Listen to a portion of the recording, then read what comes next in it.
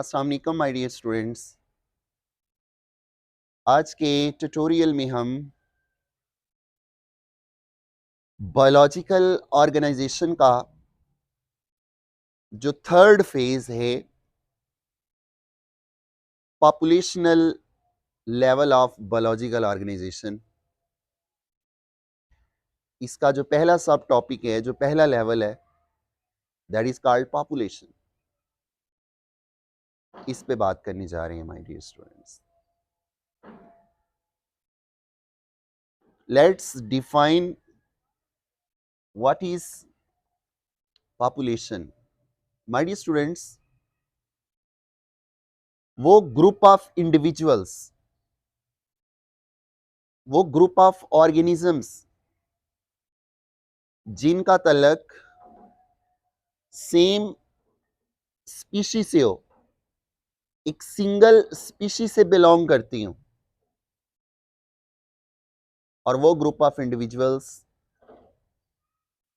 जो आपस में सेम स्पेस को ऑक्युपाई और शेयर कर रहे हो, और वो इंडिविजुअल्स, वो ग्रुप ऑफ इंडिविजुअल्स जो आपस में सेम टाइम को शेयर कर रहे हो। एंड मोस्ट इंपॉर्टेंट, ये ग्रुप ऑफ इंडिविजुअल्स आपस में इंटरेक्ट भी कर रहे हो। तो ऐसे ग्रुप ऑफ इंटरेक्टिंग इंडिविजुअल्स को, जिनका तल्लक सेम स्पीशीज से हो, सेम टाइम से हो और सेम स्पेस से हो, that is called population. My dear students, वो ग्रुप ऑफ इंडिविजुअल्स जिनका तल्लक एक एज ग्रुप से हो, मीन वो ग्रुप ऑफ इंडिविजुअल्स जो एक पॉपुलेशन के अंदर एक सेम एज ग्रुप से बिलोंग करती हूं, दैट इज कॉल्ड कोहॉर्ट।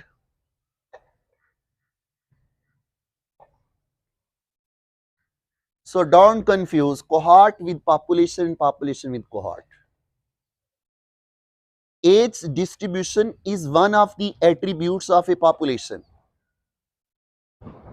वो ग्रुप ऑफ इंडिविजुअल्स जिनका तल्लक एक सेम एज ग्रुप से हो, मसलन वो यंग वंस हैं, वो जुवेनाइल्स का ग्रुप है, वो इन्फेंट्स का ग्रुप है, वो ओल्डर ग्रुप है, वो यंगर ग्रुप है।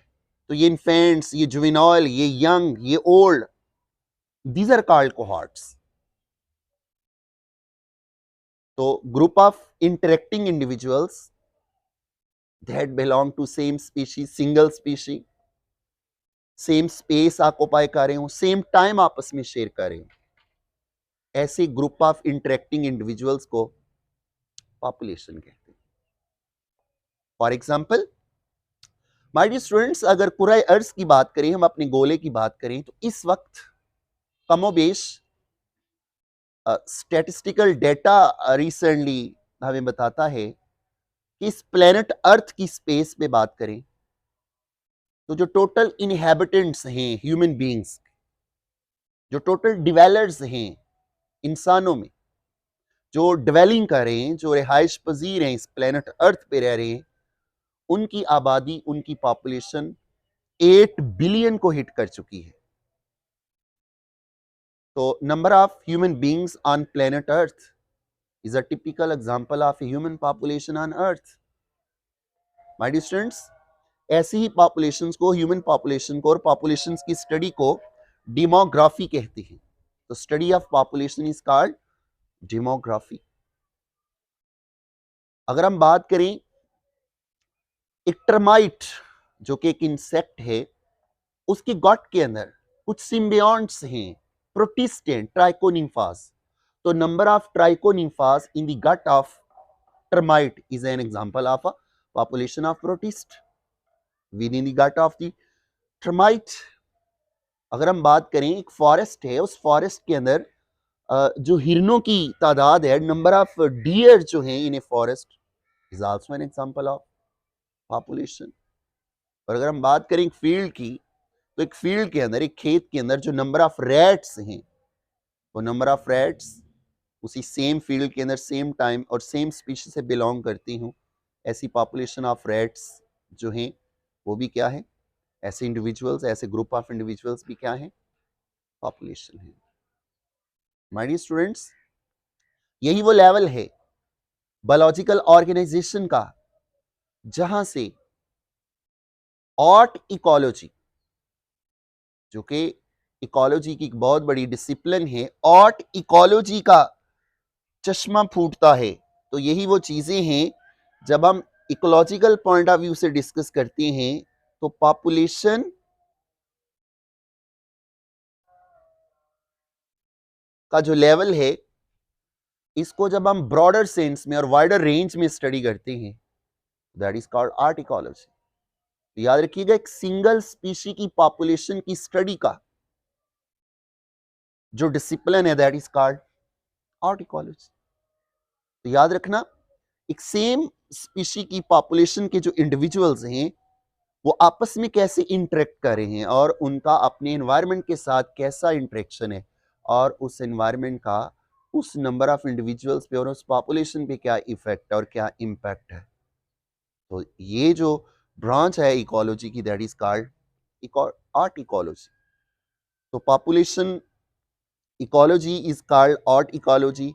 तो दुनिया में जितनी भी पॉपुलेशंस हैं और उनकी आर्ट इकोलॉजी को स्टडी करना, और आर्ट इकोलॉजी के जो चश्मे हैं, जो फाउंटेन्स हैं, वो कहाँ से अराइज हो रहे हैं, पॉपुलेशनल लेवल ऑफ बायोलॉजिकल ऑर्गेनाइजेशन से।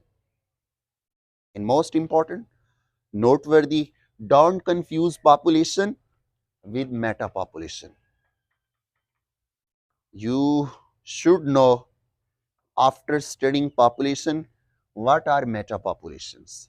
So keep it remember my dear students, वो populations जो किसी calamity से,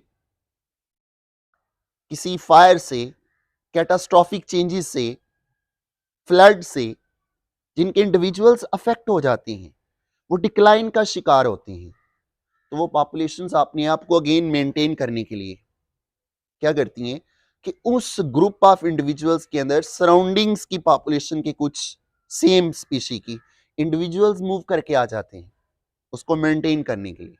तो याद रखना, after catastrophic changes, fire, floods,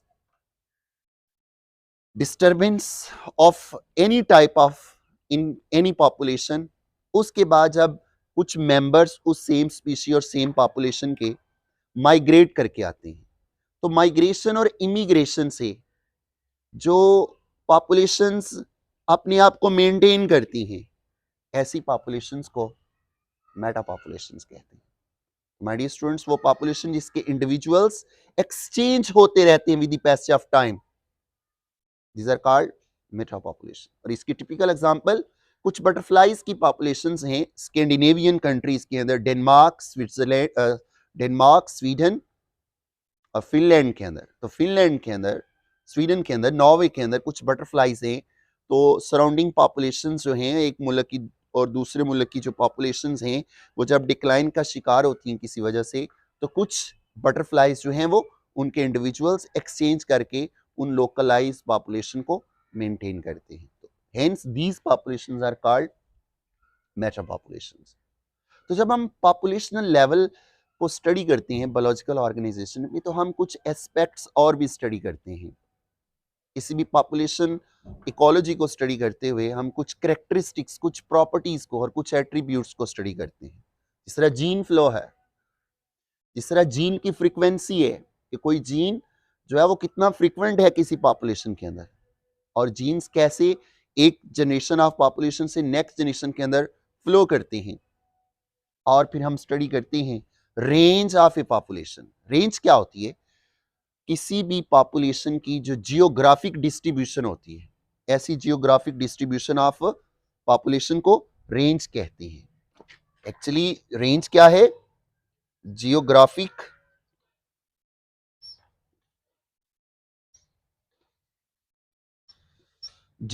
distribution of A population is called its range. फिर हम एट्रीब्यूट्स में एक बड़ा इंपॉर्टेंट एट्रीब्यूट्स एज डिस्ट्रीब्यूशन को भी स्टडी करते हैं। मीन किसी पॉपुलेशन के अंदर इन्फेंट्स कितने हैं, different age groups young ones कितने हैं, जुवेनाइल्स कितने हैं, ओल्ड कितने हैं, मेल कितने हैं, फीमेल कितनी हैं। माय डियर स्टूडेंट्स, उस एज ग्रुप का फिकंडिटी रेट क्या है, बर्थ रेट क्या है, मॉर्टेलिटी रेट क्या है।